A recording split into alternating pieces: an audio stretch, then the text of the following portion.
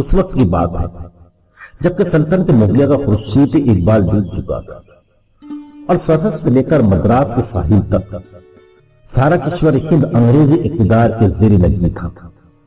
لکھنؤ میں ایک انگریز کمشنر بحال کیا گیا۔ چونکہ اس وقت کی دفتری زبان فارسی تھی، اس لیے کمشنر کو فارسی زبان سیکھنے کی شدت سے ضرورت محسوس ہوئی اور اس کے لیے لکھنؤ کے مشہور فارسی داں ملا سراج الدین کی خدمت حاصل کر لی گئی۔ ملا جی روزانہ شام کو 4 بجے انگریز کمشنر کو ٹیوشن پڑھانے آتے تھے۔ موصوف عصر اور مغرب کی نماز کمشنر صاحب کی کوٹھی پر ہی ادا کیا کرتے تھے۔ کمشنر کی ایک نوجوان لڑکی تھی۔ ہزاروں لالا رخوں اور زہرا جمالوں کی کہانیاں اس کی ایک ایک ادا میں سمیت آئی۔ سرشار آنکھوں سے شراب کے پیمانے جھلکتے، مہتاب کی طرح درخشاں پیشانی ہر وقت موج نور میں غرق رہتی۔ چلتی تو فتنہ حشر جگاتی، باتیں کرتی تو پھول جھڑتے۔ جمال و آنائی اور حسین و دلکشی کا وہ ایک ایسا مجسمہ تھی کہ مغربی تہذیب کے گھرانے میں بھی وہ ہر وقت پردے میں رہتی تھی۔ ایک مالدار باپ کی اکلوتی بیٹی، اس پر مزاج میں نفاست، طبیعت میں لطافت اور ناز و نعمت کی زندگی سارے خاندان کی راج گزاری بن گئی تھی۔ سیرت و خصلت کے اعتبار سے بھی وہ نہایت پاک طینت، نیک سرشست اور شریف طبع لڑکی تھی۔ شرم و حیا، علم و ہنر، ذہانت و دانائی اور مقالات و سنجیدگی میں دور دور اس کا کہیں جواب نہ تھا۔ سارا خاندان اس کے حسن اخلاق سے مسخر تھا۔ غیرت فطری ہی کا نتیجہ تھا کہ والدین کے اصرار کے باوجود بھی وہ کبھی گرجا گھر نہیں جاتی تھی۔ سن شعور میں قدم رکھتے ہی اس نے باہر کی درسگاہ سے اپنا سلسلہ تعلیم منقطع کر لیا تھا اور اب گھر پر ہی شریف معلمات کے ذریعے اس کی تعلیم کا بندوبست کر دیا گیا تھا۔ علم و فنون کی مختلف شاخوں میں مہارت رکھنے والی معلمات اپنے اپنے وقت پر آتی تھی اور سبق دے کر چلی جاتی تھی۔ تدریس کا یہ سلسلہ صبح 8 بجے سے شام کے 4 بجے تک جاری رہتا تھا۔ ملا جی کو آئے ہوئے کئی مہینے گزر چکے تھے۔ کمشنر صاحب فارسی کی ابتدائی کتابیں ختم کر چکے تھے اور اب حضرت سعادی کی گلستہ چل رہی تھی۔ کہتے ہیں کہ ملا جی بہت خوش الحان قاری بھی تھے۔ جب وہ مغرب کی نماز میں جہر سے قرآن پڑھتے تو کمشنر صاحب کی پوری کوٹھی عالم قدس کی نغموں سے گونج اٹھتی تھی۔ ایک دن کمشنر صاحب کے صاحبزادے ٹھیک مغرب کے وقت اس کمرے کے قریب سے گزری تھی جہاں ملا جی نماز پڑھ رہے تھے۔ قرآن کی آواز سن کر اس کے قدم اچانک رک گئے۔ چند ہی لمحے کے بعد دروازے قریب آ کر کھڑی ہو گئی۔ قرآن کے سحر ہلال سے دل کے گھائل ہونے میں ذرا بھی دیر نہ لگی۔ آنے وحد میں ایک تبدیل و تاخیر روح تجلیات قرآن کی بارش میں شرابور ہو گئی۔ زندگی میں پہلی بار اس نغمہ حیات سے اس کے کان آشنا ہوئے۔ ایک نامعلوم کیف سے وہ بے خود ہو گئی۔ عالم اشتیاق میں پھر وہ آگے بڑھی اور پردے کی اور سے ملا جی کو ایک نظر دیکھا۔ نماز کی حیت عبادت دیکھ کر وہ حیرت میں ڈوب گئی۔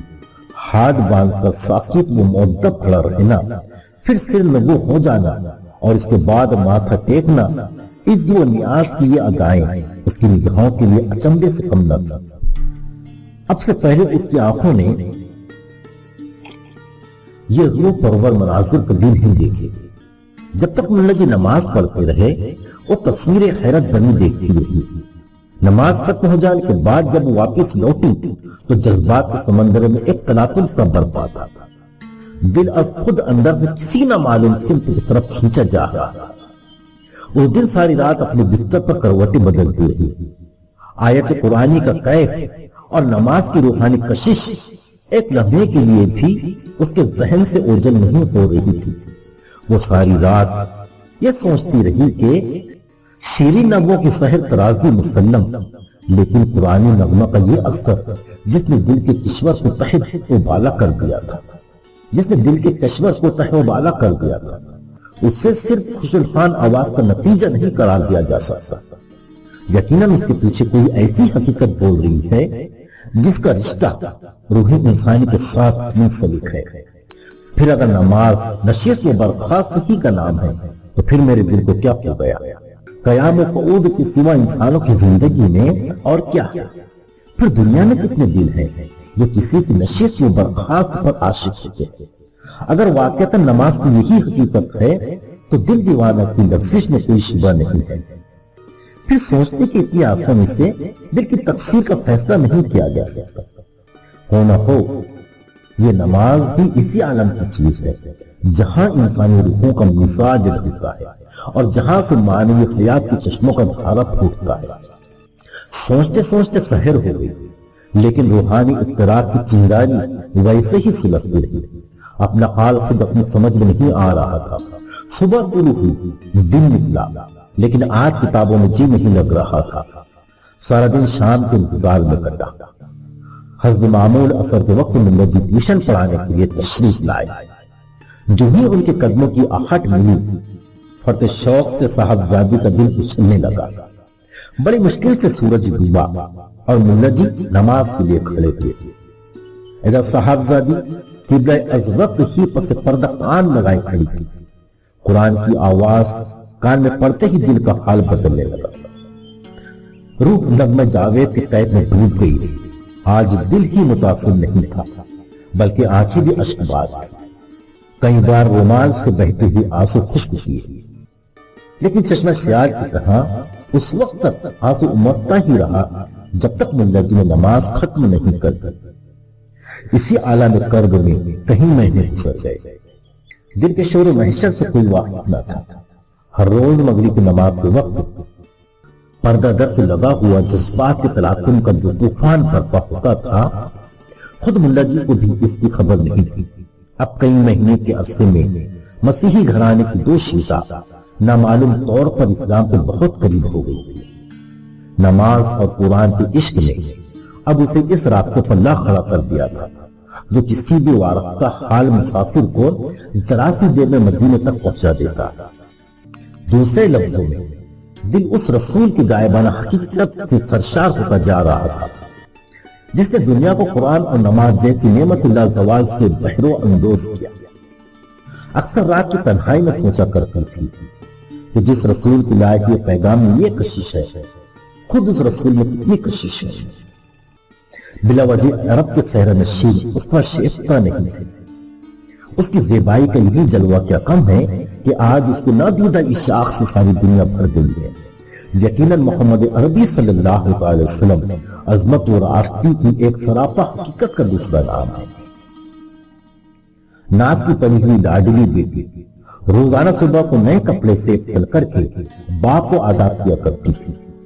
باپ کے دل کی شادابی اور روح کی آسودگی کا یہ سب سے بڑا ذریعہ تھا۔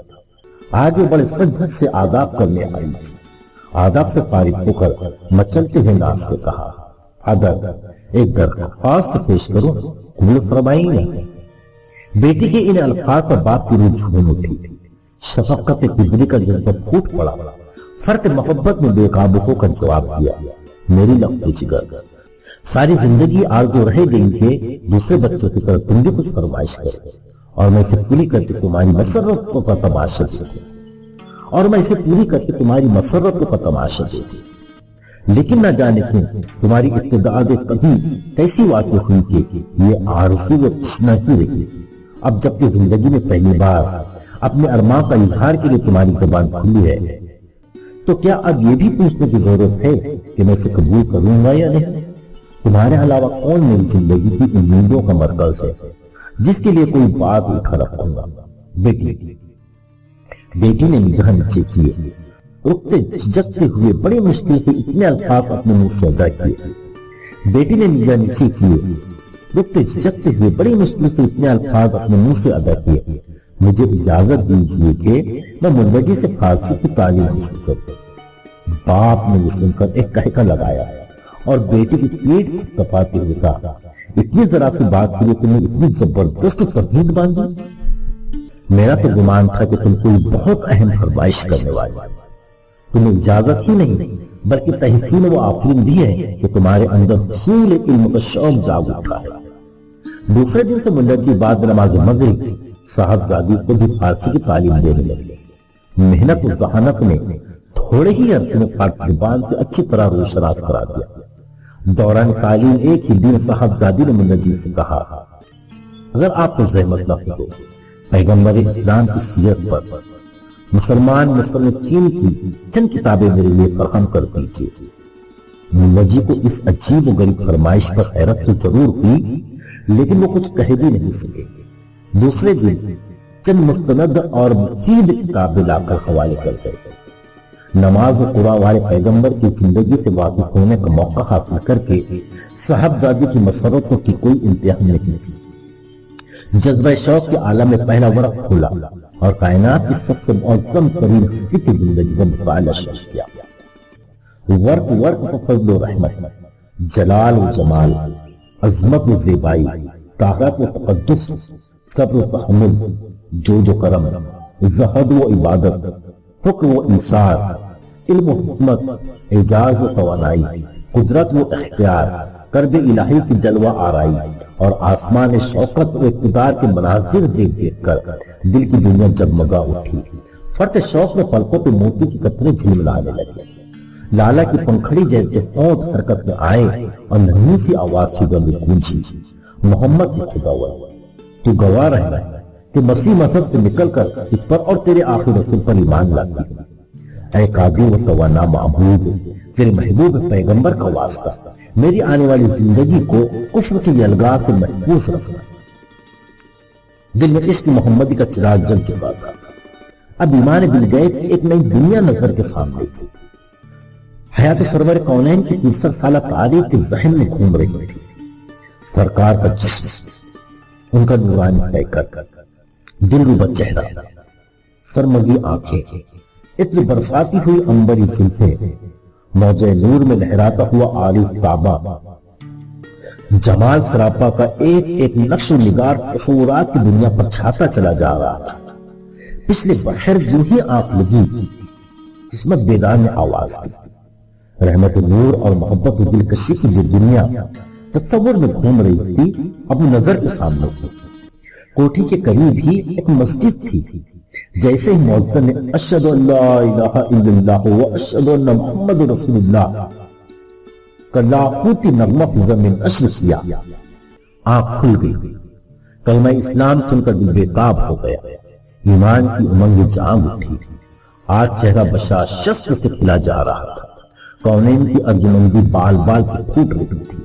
ایک لالہ رخ حسینہ کا خود اپنا ہی جمال کیا کم تھا کہ چشمے نور میں گوتے لگا کر آ گئی تھی۔ اب تو وہ گلقدہ فردوس کی حور معلوم ہو رہی تھی۔ فرط تابندگی سے چہرے پر نظر جمانا مشکل تھا۔ حسن و دلکشی کی یہ نمایاں تجلی دیکھ کر ماں باپ کو بھی حیرت ضرور تھی، لیکن وہ اسے حضرت مریم کی عقیدت کا فیضان سمجھ رہے تھے۔ اس دن کافی انتظار کی زحمت اٹھانے کے بعد ملا جی تشریف لائے۔ نماز مغرب سے فراغت کے بعد صاحبزادی پڑھنے کے لیے حاضر ہوئی۔ جو ہی چہرے پر نظر پڑی، ملا جی کی آنکھیں پھٹی کی پھٹی رہ گئی۔ صاحبزادی نے کہا، حیرت نہ کیجیے، مجھے کلمہ پڑھا کر میرے اسلام پر گواہ بن جائیے، اور دیکھیے میں نے اپنا نام فاطمہ رکھ لیا ہے، آئندہ مجھے اسی نام سے یاد کیجیے گا۔ ملا جی بہت کمزور دل کے آدمی تھے۔ بڑھاپے میں کمشنر صاحب کو پڑھانے کا جو موقع مل گیا تھا اسے بہت غنیمت سمجھتے تھے۔ پھر صاحبزادی کے حالات سے بھی بے خبر تھے۔ لرزتے ہوئے صاحبزادی کو جواب دیا، جن کا مسلمان ہو جانا خدا کے نزدیک نجات کے لیے کافی ہے صاحبزادی، نہ بھی اپنے اسلام کا اعلان کرے جب بھی فلاں اخروی کا استحقاق کہیں نہ جائے گا، جب بھی فلاں اخروی کا استحقاق کہیں نہ جائے گا۔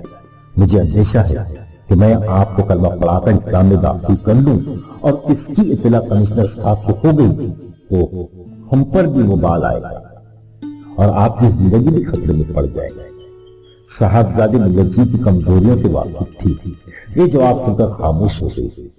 فارسی کی تعلیم ختم ہو جانے کے بعد فاطمہ نے قرآن مجید کی تعلیم کا سلسلہ شروع کیا۔ ملا جی کی آمد و رفت کا سلسلہ وہ منقطع نہیں کرنا چاہتی تھی۔ اسے توقع تھی کہ مستقبل کی کوئی ضرورت بھی ان سے متعلق ہو سکتی ہے۔ اب فاطمہ گھر والوں کی نظروں سے چھپ چھپا کر نماز بھی پڑھنے لگی تھی۔ صبح کے وقت قرآن کی تلاوت بھی کیا کرتی تھی، چونکہ اسے کمرے میں ابتدا سے ہی کسی کو داخل ہونے کی اجازت نہیں تھی، اس لیے اس کی زندگی کا اکثر حصہ سیغ راز میں تھا۔ دل کے خاموش انقلاب کی گو والدین کو خبر نہیں تھی، لیکن باطن کی تطہیر اور روحانی تقدس کا اثر نامعلوم طور پر اس کے گرد و پیش میں نمایاں تھا۔ خاندان والوں کے دلوں میں صرف اس کی محبت و شفقت ہی کا نہیں، توقیر و احترام کا جذبہ بھی بیدار ہو گیا تھا۔ اس کی شخصیت کا اثر بغیر کسی ظاہری سبب کے لوگوں کو تحت الشعور پر جھانکا جا رہا تھا۔ وہ رات کی تنہائی میں اپنے خواب گاہ کے اندر کیا کرتے تھے اس کی خبر کسی کو نہ تھی، لیکن ملا جی کے ذریعے صرف اتنا معلوم ہو سکتا تھا کہ وہ اپنی زندگی کو سرور کونین کی زندگی کے ساتھ بٹھانے کا بہت زیادہ اہتمام کرتے تھے۔ سب کے سو جانے کے بعد وہ اپنا کمرہ اندر سے بند کر کے عشاء کی نماز پڑھتی، اس کے بعد سو جاتی، پھر تہجد کے لیے اٹھتی تھی اور قدم سحر دریا مناجات، تسبیح و تحلیل اور درود و سلام میں مشغول رہتی تھی۔ اس کے دل کا آئینہ اتنا شفاف ہو گیا تھا کہ عالم غیب کے انوار و اسرار کا وہ کھلی آنکھوں سے تماشا دیکھا کرتی تھی۔ اب آہستہ آہستہ اس کی زندگی کا رشتہ دوسرے مشاغل سے پورتا جا رہا تھا۔ گھنٹوں وہ کھوئی کھوئی سے رہنے لگی۔ اس کی روح کی لطافت اتنی بڑھ گئی تھی کہ وہ کئی دن بغیر کسی سعید اور نفاست کے روزے میں گزار دیتی تھی۔ ایک دن ملا جی جب شام کے وقت پڑھانے آئے تو انہیں معلوم ہوا کہ صاحبزادی آج کچھ علیل ہے، اس لیے وہ نہیں پڑھے ہوئے۔ جو بھی واپس جانا چاہتے تھے کہ آیا نے کھلا دی، صاحبزادی اپنے پجرے خاص میں آپ کو بلا رہی تھی۔ ملا جی ہمت کر کے کمرے کے اندر داخل ہوئے، دیکھا تو فاطمہ بستر پر دراز تھی۔ قدم کی آہٹ پاتے ہی اٹھ کے بیٹھ گئی اور نہایت سرگوشی کے ساتھ ملا جی سے کہا، آپ کے احسانات سے میری گردن ہمیشہ بجل رہی ہے۔ آپ کی وجہ سے مجھے ایمان نصیب ہوا اور حبیب خدا کی دولت عشق سے میری زندگی کیف سرور کے ایک نئے عالم میں داخل ہوئی۔ اب میں روحانی قرب کی اس منزل میں ہوں جہاں ایک لمحے کے لیے بھی میرے سرکار آنکھوں سے اوجھل نہیں ہوتے۔ آثر و قرائن شہادت دے رہے ہیں کہ اب میں حیات آخری لمحے سے گزر رہی ہوں۔ عالم قدس کا پیام جلد آنے والا ہے۔ میں بھی منتظر آنکھوں سے اس کی راہ دیکھ رہی ہوں۔ رکت سفر باندھ کر میں نے اپنی تیاری مکمل کر لی ہے۔ اپنے انجام فیروز وقتی پر دل اتنا مطمئن ہے کہ مسکراتے ہوئے طے کہ اجل کا خیر مقدم کروں۔ صرف ایک آرزو جس کے لیے میں نے آپ کو اس وقت زحمت دی ہے، اگر بعد مرگ میری وصیت پوری کرنے کا آپ یقین دلائیں تو عرض کرو۔ اتنا کہتے کہتے اس کی چمکتی ہوئی آنکھیں آنکھوں سے بھر گئی۔ ملا جی بھی اپنے کئی سبحان نہ سکے اور وہ بھی اشبار ہو گئے۔ بھرائی ہوئی آنکھوں نے جواب دیا، خدا آپ کی زندگی کا اقبال بڑھائے، آپ کی عمر کی برکت کو دراز کرے۔ نصیب و شمنا مرگ جواں سال کی خبر سننے کے لیے ہم ہرگز تیار ہیں، لیکن علم الہی میں اگر یہی مقدر ہو چکا ہے تو کوئی اس سے ٹال نہیں سکتا۔ آپ اپنی آرزوؤں کا برملا اظہار فرمائیے، میں اس کی تکمیل کا آپ کو یقین دلاتا ہوں۔ صاحبزادی نے رازدارانہ لب و لہجے میں کہا، آپ جانتے ہیں کہ میرا قبلستان کی خبر گھر والوں کے علم میں نہیں، وہ تو ہنوز مجھے اپنے آبائی مذہب کا پیر سمجھ رہے ہیں۔ وہ میں نے آج تک گرجا میں قدم نہیں رکھا، لیکن وہ اسے میری غیرت حیا پر محمول کرتے ہیں۔ مجھے یقین ہے کہ بعد مرگ میری تجہیز و تفصیل مسیح مذہب کے مطابق کرے گا اور مسیح قبرستان میں میرا مدفن بنائے گا۔ میں نہیں چاہتی کہ اپنا اسلام ظاہر کر کے میں آپ کو اور یہاں کے دوسرے مسلمانوں کو آفت کا نشانہ بناؤں۔ اس لیے میری مؤدبانہ گزارش ہے کہ بعد مرگ جب وہ مجھے عیسائی قبرستان میں دفن کر دیں تو رات کے کسی حصے میں میرا تابوت نکال کر اسلامی طریقے کے مطابق مجھے کسی مسلمان قبرستان میں دفن کر دیں، تاکہ اہل ایمان کے جوار میں رہ کر میری روح کو دائمی سکون حاصل ہو۔ ملا جی نے برستی آنکھوں سے وصیت کی تعمیل کا یقین دلایا۔ فاطمہ نے آخر کلام کرتے ہوئے کہا، اب قیامت ہی کے دن فاتح محشر کی لوح الحمد کے نیچے ہماری آپ کی ملاقات ہوگی۔ یہ کہتے ہوئے ملا جی کو رخصت کیا۔